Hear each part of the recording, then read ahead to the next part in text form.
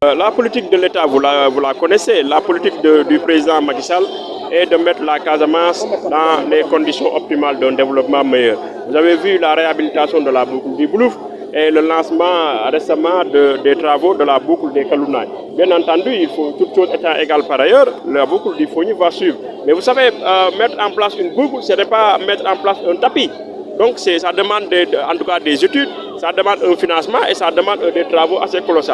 Mais nous avons assez sensibilisé ceux qui sont chargés de ce secteur-là, notamment le secteur des transports terrestres, de la nécessité et de l'urgence qu'il y a de mener des actions massives dans cette zone pour que quand même les populations puissent avoir des routes praticables. Et quand on parle de routes praticables, cela obéit à un double objectif.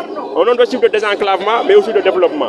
Donc c'est sur ce registre-là que vraiment je relance encore un appel solennel à l'endroit de son Excellence Monsieur le Président de la République pour que, en tout cas, le Fogny puisse figurer en bonne place dans les tablettes programmatives, en tout cas des actions de l'État, notamment en termes d'infrastructures sociaux de base, mais aussi en termes d'infrastructures routières. Alors, nous avons été ensemble avec des jeunes, dont je ne vais pas citer leur nom, qui ont fait savoir que vous avez le profil, vous avez l'engagement, cette volonté peut-être de diriger la mairie de Sindian. Avez-vous des ambitions véritables? Merci de m'avoir posé la question.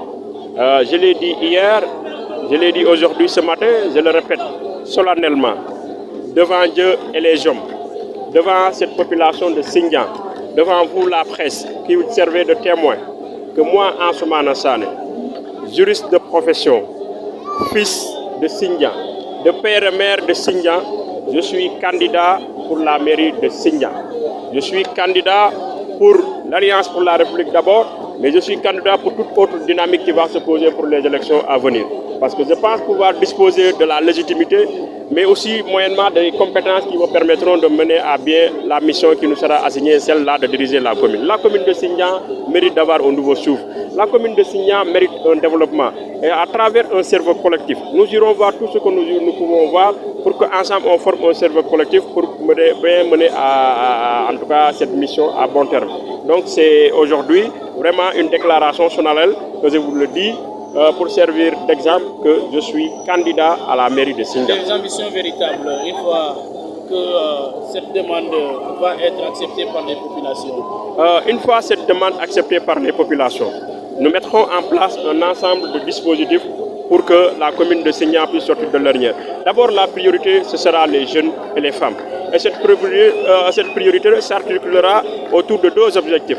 D'abord, la formation, parce que les jeunes ont besoin de formation qualifiante.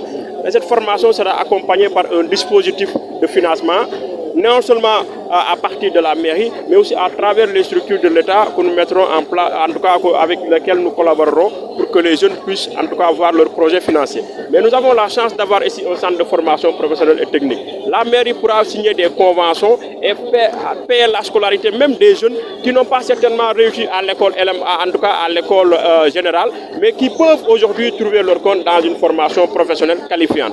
Donc c'est ce dispositif-là qu'on mettra en place. Mais nos femmes ont besoin de renforcement de capacité dans des activités génératrices de revenus à travers fondamentalement la transformation des fruits, à travers la fabrication de savon, à travers des activités d'agriculture, à travers des activités de maraîchage. Donc c'est sur ce registre-là que nous allons les accompagner afin de voir dans quel sens on peut mettre des fonds revolving pour en tout cas des financements et qu'après le remboursement, qu'on essaie de financer les autres. Mais il y a aussi un dispositif de transport qui est là, informel, mais qu'il faudra formaliser. C'est les motos Jakarta.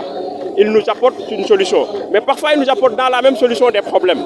Parce qu'il y a une insécurité, il n'y a pas une bonne maîtrise du code de la route, et il y a parfois des surcharges abusées. Donc c'est ensemble qu'on va discuter pour mettre en place des conditions nécessaires, non seulement pour les équiper en termes de masse, en termes de chaussures, en termes aussi de formation sur le code de la route, pour que ces derniers puissent aujourd'hui vivre pleinement leurs activités. Mais nous mettrons aussi en place un dispositif pour voir comment nous pouvons renforcer en tout cas les infrastructures sociales de base, mais surtout dans l'éducation, où fondamentalement les mairies peuvent aujourd'hui faire en tout cas des actions nécessaires pour aider l'État dans sa dynamique de faire le Sénégal avec zéro abri provisoire. À vous entendre dire, on a l'impression que l'actuel maire effectivement a failli. Bon, ça c'est connu de tous, je n'ai pas besoin de le dire. le maire a failli, ça c'est un pléonasme ou bien une répétition inutile. Donc ça, vous le constatez, et je pense que la conséquence, c'est que vraiment les rênes de la mairie lui soient retirées et qu'une équipe plus compétente puisse être à la place et qu'on lui donne les rênes de cette commune pour diriger.